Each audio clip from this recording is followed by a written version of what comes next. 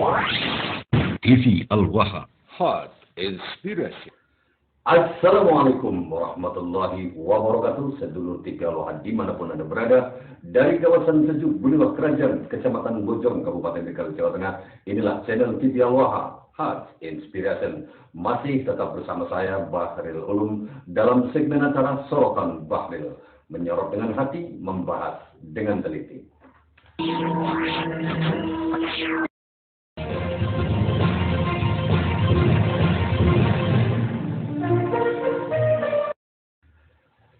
Sedulur TV Al-Wahab, Lutfi bin Yahya, seorang kabib yang pernah menjadi Watim-Pres Dewan Pertimbangan Presiden, namun ternyata di akhir masa jabatannya terbongkar terkuak ketika Ki Haji Imaduddin Usman Al-Bantani membongkar kepalsuan nasab para habib-habib di Indonesia ini yang ternyata bukan keturunan dari Rasulullah SAW atau tidak terverifikasi sebagai zuriat Nabi Muhammad.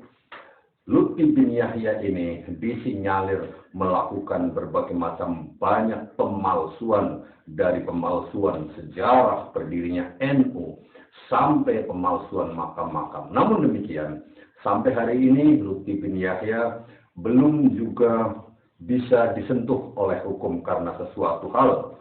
Nah, sedulur TV Al-Wahab, pada perjumpaan kali ini saya ingin mengetengahkan kepada Anda bahwa semalam, malam Senin, ketika saya bersama teman-teman PWI Laskar Sabilillah, pimpinan cabang Kecamatan Bojong dan sebagian dari anggota pimpinan cabang Kecamatan Balapulang menghadiri sebuah pengajian yang diselenggarakan oleh Kibin Perantauan Desa Karangjambu, Kecamatan Balapulang, di mana perantau-perantau dari Desa Karangjambu ini mengundang atau menyelenggarakan acara maulid di desanya dengan menghadirkan seorang kabib bocil dari Jakarta.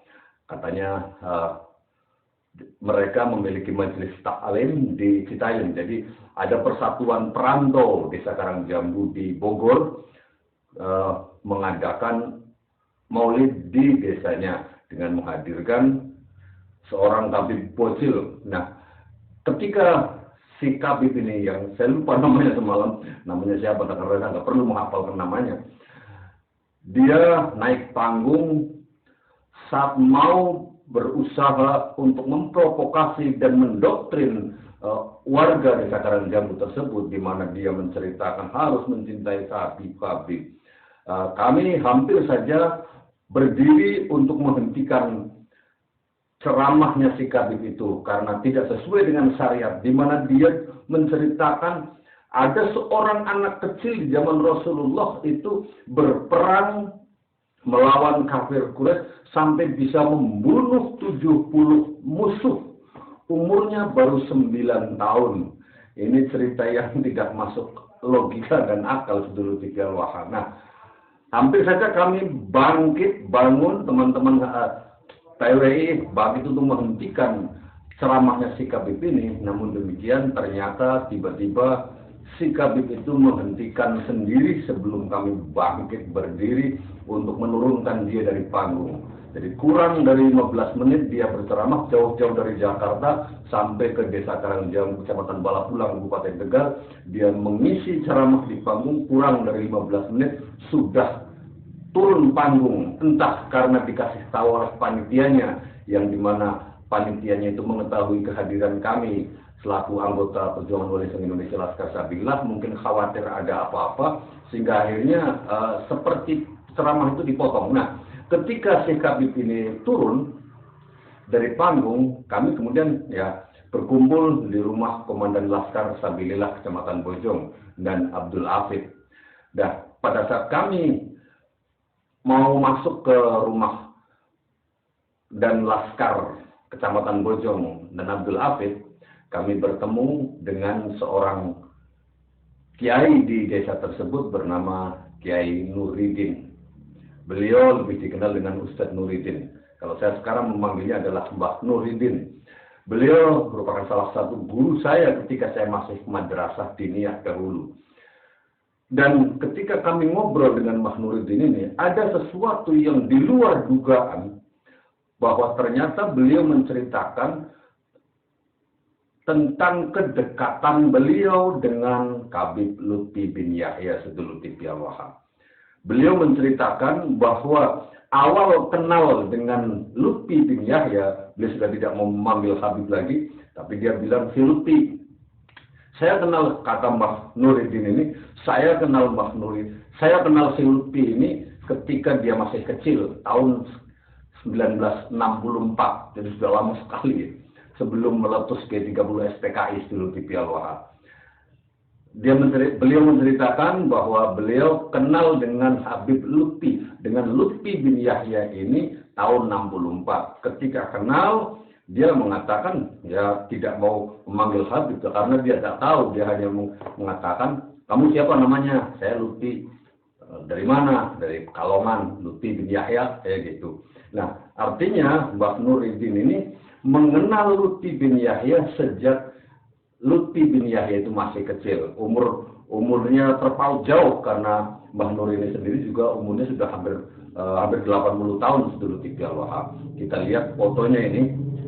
Ini adalah foto dari Mbah Nur yang menjadi orang yang mengenal Lutfi bin Yahya sejak Lutfi bin Yahya itu masih bocil. Nah, saat Lutfi bin Yahya ini sudah punya majelis di Pekalongan, Mbah Nur menceritakan bahwa dia diajak oleh seorang temannya untuk sowan kepada Abah Lutfi. Mbah Nuruddin kata beliau, saya nggak tahu itu Abah Lutfi itu siapa. Ketika diajak sampai ke majelisnya di Pekalongan, begitu Mbah Nur ini sampai di sana, ternyata tidak juga ditemui oleh Lutfi bin Yahya. Cukup lama menunggu sehingga akhirnya Mbah Nur ini naik ke lantai atas dan begitu melihat Lutfi bin Yahya sedang bermain piano. Kagetlah Mbah Nur. Beliau bilang dalam bahasa Karang Jambunya, dalam bahasa Jawa, "Jebule ente sing baru mau dinteni ora mudun-mudun mah dolanan piye bae." Nah, artinya dalam bahasa Indonesia, ternyata kamu Lutfi. Dari tadi ditunggu lama nggak turun-turun, ternyata kamu lagi mainan ini. Ya, dari main piano. Jadi senengannya Lutfi bin Yahya itu kan main piano. Ya, alat-alat musik, piano, gitar, dan sebagainya. Ditunggu akhirnya Lutfi bin Yahya itu kaget melihat Mbah Nur, orang yang lebih tua, yang pernah bersama, pertama kali kenalnya itu di kediaman Kiai Isa, Babakan, Kecamatan Lebak Sulh, Kabupaten Tegal, di Pondok Pesantren Mahadut Tolaba. Ketika saya tanya apakah Lutfi bin Yahya itu di Pondok Pesantren Mahadut Tolaba mondok, Mbah Nur itu bilang dia nggak mondok di situ. Dia cuma main aja ke rumah Kiai Isa. Lah, saya ketemu dengan si Lutfi itu. Nah, kemudian Sidul-Lutfi Al-Wahhab, Mbah Nur ini menceritakan sesuatu yang membuat saya kaget dan sekaligus teman-teman dari PWI juga kaget, luar biasa kagetnya. Karena apa? Mbah Nuruddin itu menceritakan awal mula rencana pembangunan makam-makam palsu. Kita dengarkan terlebih dahulu Sidul-Lutfi Al-Wahhab, perbincangan saya dengan Mbah Nur ini yang saya hanya merekamnya tanpa video, hanya merekam suaranya karena beliau sebenarnya tidak berkenan untuk diajak podcast Sidul-Lutfi Al-Wahhab. Nah, ini dia Sidul-Lutfi Al-Wahhab rekamannya. Oh lah, mulanya ngomong, Lutfi orang ngerti apa-apa. Akhirnya nggak bakal ngerti Quran bunyi mereka baru. Pirang bulan ini. Berapa? Mana gue ngasih gue? Dan itu arem iki ceritane Mbah Ibsane ketika pemekaran Provinsi Banten niku. Iya lebih. Mbah mereka diundang di sinten sih? Iya. Jamaah kan cakat wong. Orang jawab. Jamaah Toreko. Oh, Jamaah Toreko. Dia. Jamaah Toreko apa ya? Diundang ding. Sangat dia. Ora. Kikara kayak kenyang baik dia.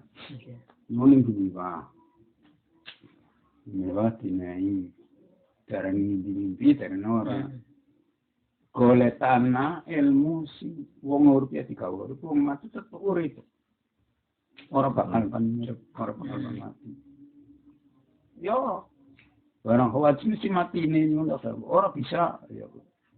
Nah, karena itu mau aina ma fatamu wa tudun inna allaha ma'sikun alim. Dak tasuli yang tentu marang tu.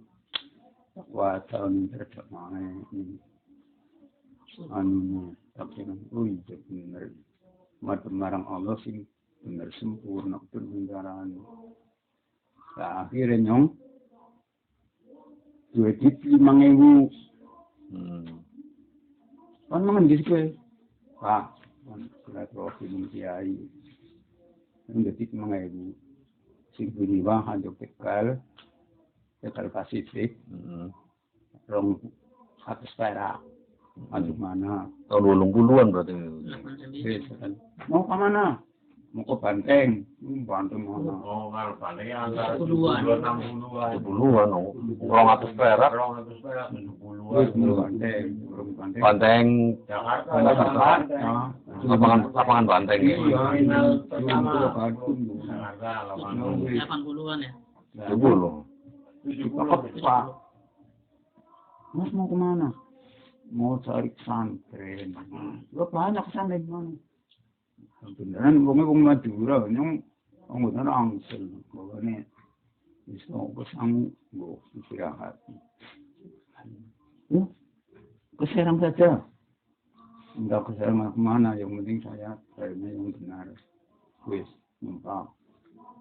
Serang mandeg. Akan Sultan datang mungkin. Gono. Jangan mungkin kursa dinas mengi. Dan metu maning. Tak boleh tanggal 7 bulan Mulut nganti tanggal 12 ketemu ning apa Hanum Surya Laya ngapa. Jam 3 kami tekan mono takon. Di mana? Yang cuma bahasa Sunda orang ngerti. Dari mana? Oh, dari Tegal. Sama siapa? Sendirian. Dan nyata silaturahmi dengan aku paham metara ketemu tahun 72 loro. Ya. Lah kemudian sampai pas apa perencanaan itu kota apa menjadi provinsi Banten, dengan dari sore kohai diundang mereka. Nah wis ada nabi dan yang terus lakoni, ada yang bisa harus masuk yang ngareng jambu. 90-an. Yang mana nampu. Misalnya dicok meng Jakarta, kami Jakarta. Tad, kira nih dagangan nih padu. Gampang, gemboran, mau ini rame. Loh, aku ke sana. Karena dagangan kirim baik bareng. Cing mending taat kalau sama. Salat aja tinggal. Insya Allah masa tanggal itu. Anak-anak cuma aku. Terus saya tok kontenan. Yung harus pada kan ulit duit, sama di duit, tak kumpul na, barang kayak kau yang pikiran no, pikiran lagi, pikiran tak pikiran khusus, nah kau yang di temoni pintur baja kan soka, no, enggak mengandung, ayam biasa. Temunya kayak apa sih? Ngaran cah rumah jagat aja. Pokoknya tekan salaman. Salaman sini siapa sih? Suara saya tekan naran aku. Gua ketemu barunya. Dia jualan cah rumah jagat. Aku nang Banten. Nah, nyong baru bocah, nyong jaluk sama mana, ada kakek, 500 perak baik ngomongkan, nyong melu, orang sak melu menggomer ketemu, kita ketemu, silakan, ngomong, salaman, ya ini jadi kanda karo wong sing jenggote semene. Ngomongnya kandane bahasa Arab. Ya, kaya wong Irak ya wong. Wong sing ngejak malah kan paham. Ya kaya wong Arab ngomong itu kayak kasih. Dan kayak itu yang bawa ini masuknya mancing jagung. Takon. Dari mana? Dari Tegal. Mau cari apa? Benar. Ademan itu namanya Syahrul Madagat. Ya enggak nama itu enggak. Ini fotonya ini. Fotonya pas. Ini saya tahunya foto ini. Benar. Yes, yang juara. Kamu sebenarnya tidak bisa. Belum bisa. Saya sudah bohong sama orang tua. Habis itu mana? Insya masyarakat dulu.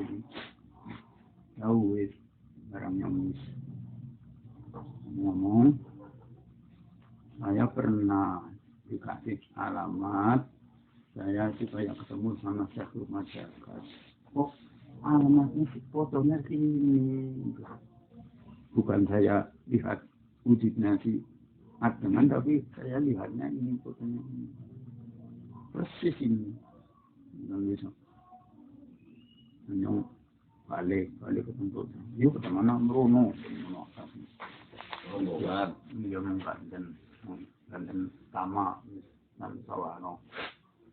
Arane Kiai sangat dia. Kiai sangat dia. Tak mana, orang watunis orang dengan orang tak mana pindah dengan di ning pandai kulang sebulan ning pucukan gunung. Ya Allah. Ya pucukan gunung. Keceritaan barang itu. Ini mau diadakan peresmian Banten menjadi provinsi. Kapan maksudnya apa? Ya kira-kira 3 bulan lagi. Gitu. Ngomong. Kenal itu ya, Lutfi. Itu mana? Ya nggak kenal lagi. Karena akhirnya Lutfi pindah ya gue. Oh no. Hasilnya cerita masalah Wiki penjarahan Barang Rono dan Purnomo. Berarti jenengannya ke anu gitu apa namanya Kalongan. Iya yang Kalongan. Undang Lutfi pindah ini ku. Yang di apa mimpi ya di Penada India ini. yang mana akhirnya Orang enggak pernah mana kan boleh artinya saya kenal mana. Oke, berarti kan atas perintah Kiai sangat dia perintah mengundang Lutfi pindah ya. Mendungkun apa ngundang mohon nantinya mana anak peresmian Banten menjadi provinsi ya. Mana yang terkamu. Yang Gimau dengan mobil sing Bogor loro, sing Jakarta telu. Ketika mau Pekalongan nih. Kalau nggak tahu orang Banten Bantennya, yang lainnya beda sama mobil, yang mobil mau HP jadul. Oh kok temennya dengan baik, di tinggal menganu merah, dengan dan ini dari sisi, ya wis temen kana berang buat kamu itu buka. Ibu permangan. Mana Tuti? Saya sudah sampaikan, tapi kalau kesininya nggak tahu. Saya paling di situ pada waktu itu saya menyampaikan amanah ke orang tua. Udah dekat kita kesini. Bukan singwatan mobil. Assalamualaikum. Lutfi, kamu suruh orang tua nggak kesini ya? Iya mau kesini. Mau kesini kemana? Mau tidur. Jangan bohongin saya, Ibu. Ya udah. Ini tak kamu tempat karena mesti sama tinggalin. Orang jangan bohongin. Ya ku. Memang bener ya tukang bohong ya. Ya bener ya. Akhirnya Wis sadurunge anak-anak peresmian Banten itu cerita-cerita kayak gitu. Wah, saya mau bikin supaya kayak mendadak kayak Gue lupa nih kan bikin ini. Ya ini kalau kemudian tak orang ceria aja kalau kemudian. Dan yang saya terus ngasih sepindah tak kayak ini ya apa kalau kuburan nih kalau ini waktu ini yang ngelokin lang kampung ini. Berarti rencana gawe makam pokoknya kayak makam palsu. Iya, makam pokoknya yang orang ngerti makam ini dia ngerti. Kayaknya awal kuwi ning daerah Gunung Putru kayo gitu. Kuwi nek durung kate anu Kayo ning anu ning Gunung Putru dah Pekalongan. Ini durung nana oli kayak kau. Iya. Ya Allah. Berarti direncana dari iku nggih. Rencana itu lama. Jadi lahir ide makam sejarah di Banten. Iya. Lahirnya ide pemakaman palsu itu di Banten yang membongkar juga dari Banten. Jauh. Iya. Awal ide juga di Banten. Yang membongkar kepalsuan ini juga dari Banten. Berarti kan anggaran kita lagi berarti kan nyambung. Pasti. Si Mudari berarti awal ya kan. Iya. Di rencana yang asik. Yang durung. Ini sekarang bisa dibicara kayak gitu. Iya. Jadi ini gini. Kalian nanti bikin aja sebelum. Terus kerja darahnya itu. Ya, Ini Amin dan apa ya? Bikin sih. Ya. Sopri. Berarti saksi-saksi ketika Lutfi bin Yahya kuwi ngomong panggawe makam palsu niku saksine kathah 50 wong nggih. Debitin nanti. Ya ini jamaah tapi kan sing perhatikan orang-orang ngerti yang Oh, jadi kira-kira waktu ya. itu dari sekian banyak yang berada di situ yang memperhatikan kira-kira anak selain ini anu lah ini loh. Mungkin ini loh. Contohnya kayak gitu. Wong dia kan ya orang bisa kayak kiai Iya. kan ada talent. Wong ambos sih. Iya. Jadi orang terus aku ya Lutfi.